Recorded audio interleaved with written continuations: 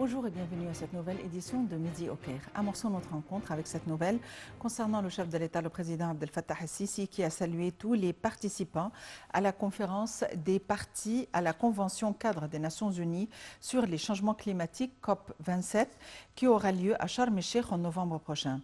Dans un message publié sur le site officiel lancé par l'Égypte pour la COP27, le chef de l'État s'est dit confiant que le monde honorera l'agenda climatique mondial malgré les incertitudes qui planent autour de ce sujet.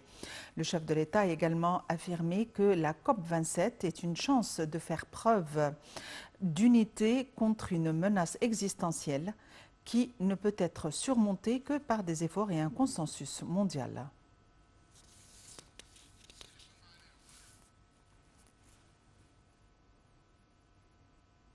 Pour nous donner plus d'éclaircissements, nous avons le plaisir d'avoir en ligne Dr Amr Mohsen, qui est expert en énergie renouvelable. Dr Amr Mohsen, bonjour et bienvenue avec nous. Bonjour et merci. Dr Amr Mohsen, la COP27 est à l'heure actuelle à la une. Le monde entier est focalisé sur les préparatifs de cette COP27 que l'Égypte doit abriter en novembre prochain. Quels sont les éléments les plus importants qui doivent être examinés durant cette COP? À quoi doit-on s'attendre au terme de cette COP? Bien sûr que tout le monde attend qu'il y aura un plan bien clair pour que l'humanité diminue la pollution et les émissions des gaz à effet de serre. Et un plan pour faire une correction de décennies de traitement mal de la planète. Quels sont les risques majeurs que la planète encourt à l'heure actuelle et qui auraient besoin d'une intervention très rapide?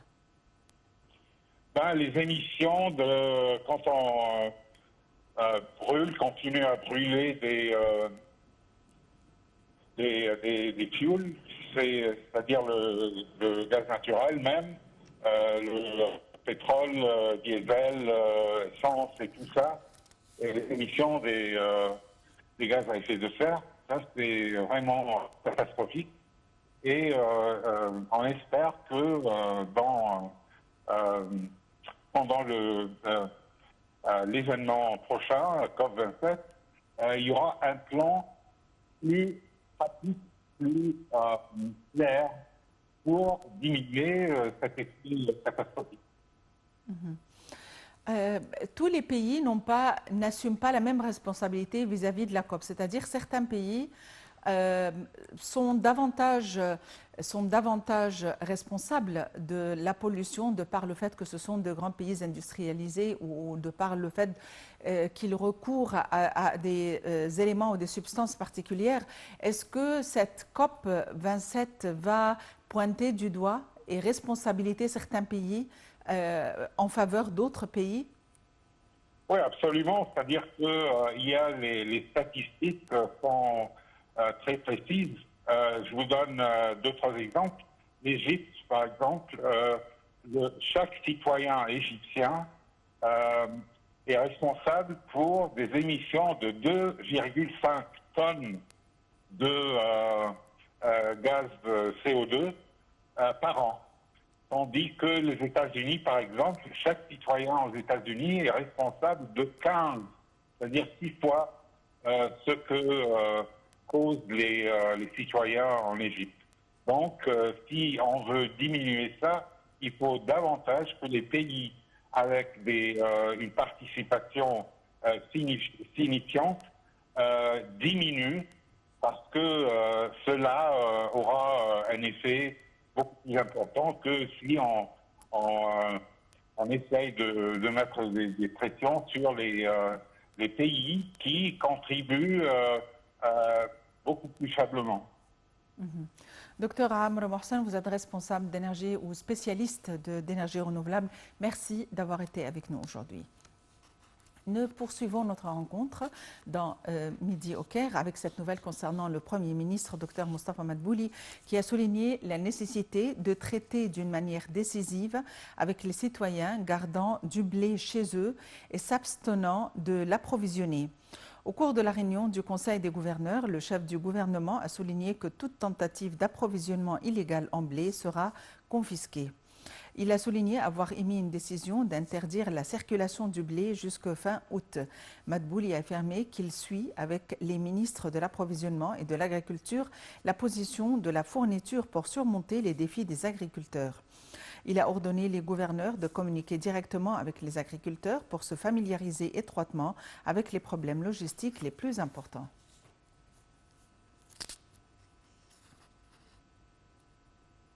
Dans le cadre des intenses activités menées par la diplomatie parlementaire égyptienne sur les scènes intercontinentales et régionales, le Conseil des députés organise, en coopération avec l'Union parlementaire internationale, la 8e édition de la Conférence mondiale des jeunes parlementaires prévue à Sharm el-Sheikh les 15 et 16 juin sous les auspices du président Abdel Fattah el-Sisi.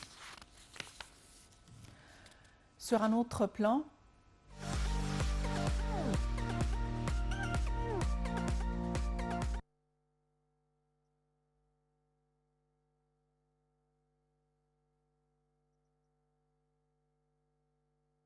la Chambre de représentants égyptienne, en coopération avec l'Union interparlementaire, organise les travaux de la 8e conférence mondiale des jeunes parlementaires à Sharm el-Sheikh, sous le patronage du président Abdel Fattah el-Sisi et avec la participation du président de la Chambre de représentants, le conseiller Dr Hanaf el-Jebeli. La conférence sera organisée durant la période du 15 au 16 juin 2022, en présence de hautes personnalités régionales et internationales. La conférence, dans sa 8e édition, devrait adopter la question du changement climatique, que la Chambre de représentants égyptienne a tenu à inclure comme une question mondiale, et en débattre dans le cadre de la dimension parlementaire mondiale, à un moment où l'État égyptien se prépare à accueillir la 27e session de la conférence des parties à la Convention cadre des Nations Unies sur les changements climatiques, COP27, qui se tiendra également à Sharm el-Sheikh du 7 au 18 novembre 2022. C'est la première fois au monde qu'un pays hôte de la session de la conférence des parties à la Convention cadre des Nations Unies sur les changements climatiques organise une conférence parlementaire distincte sur la question du changement climatique qui exprime clairement la vision de l'État égyptien représenté dans la nécessité d'intégration de toutes les institutions exécutives et législatives face à la question du changement climatique. Il est prévu que les délégations parlementaires de jeunes parlementaires d'environ 90 pays dans le monde participent à la conférence. L'accueil par la Chambre de représentants égyptienne des travaux de la 8e édition de la conférence des jeunes parlementaires s'inscrit dans le cadre de la vision de l'État égyptien, basée sur l'autonomisation des jeunes et l'écoute de leur vision sur les problèmes mondiaux les plus importants, tels que la question du changement climatique, qui se traduit par l'accueil des jeunes parlementaires de tous les parlements du monde sur la terre d'Égypte, surtout à la lumière de la présidence de la membre de la Chambre de représentants égyptienne, la représentante Sahar al-Bazar du Forum des jeunes parlementaires de l'Union interparlementaire, en tant que première parlementaire égyptienne à occuper ce poste international. La conférence mondiale des jeunes parlementaires se tient chaque année avec la participation de l'Union interparlementaire. La première conférence s'est tenue à Genève, en Suisse, en 2014. La version précédente de la conférence, qui est la 7e, s'est tenue par vidéoconférence en 2021, précédée de la 6e version au Paraguay en 2019.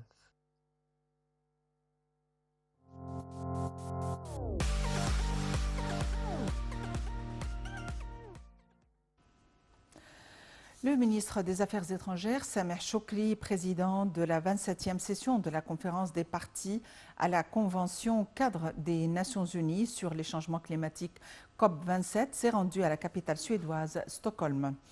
Au cours de sa visite, Choukri a participé aux activités de la 6e réunion ministérielle sur l'action climatique. En marge de sa visite à Stockholm, M. Choukri a reçu son homologue suédoise, Ann Linde. Au cours de la rencontre, les deux ministres ont examiné le développement des relations bilatérales et la coopération dans les divers domaines.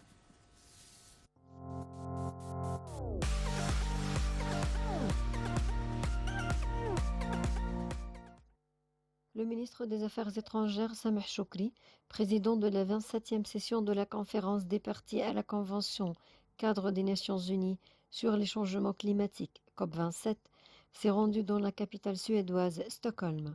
Au cours de la visite, Choukri a participé aux activités de la 6e réunion ministérielle sur l'action climatique, qui se tient avec la participation du vice-président exécutif de la Commission européenne sur les questions de changement climatique, du ministre canadien de l'Environnement et du changement climatique et du ministre chinois de l'Environnement.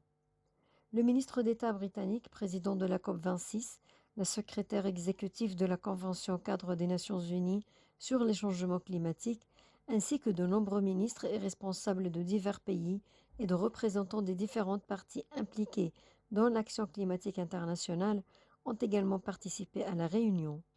Le chef de la diplomatie égyptienne, Sameh Choukri, a affirmé l'intérêt qu'accorde l'Égypte au développement de sa coopération avec la Suède, au vu du développement que connaît l'Égypte et qui permet aux entreprises suédoises de renforcer leurs investissements en Égypte, notamment dans les domaines de la technologie de l'information, des communications, de la transformation numérique, des solutions intelligentes, de la production de l'énergie propre et durable, du développement des réseaux de l'électricité et de fabrication des voitures, ainsi que l'évolution de l'enseignement. Lors d'un entretien à Stockholm avec la ministre suédoise des Affaires étrangères, Ann Linde, M. Choukri a évoqué l'importance d'accroître le volume du tourisme suédois en Égypte. Il a également passé en revue les développements survenus en Égypte au niveau des développements durables, économiques et sociaux et à la lumière des défis auxquels l'économie mondiale est confrontée. Les deux ministres ont convenu de renforcer la coopération et la concertation commune. Le ministre des Affaires étrangères, Sameh Choukri, a affirmé que la diplomatie égyptienne, alors qu'elle célèbre cette année son centenaire, avance sur sa voie nationale, sous la bannière de la Nouvelle République, en confirmant la présence active de l'Égypte pour consolider ses intérêts et défendre les droits de ses citoyens.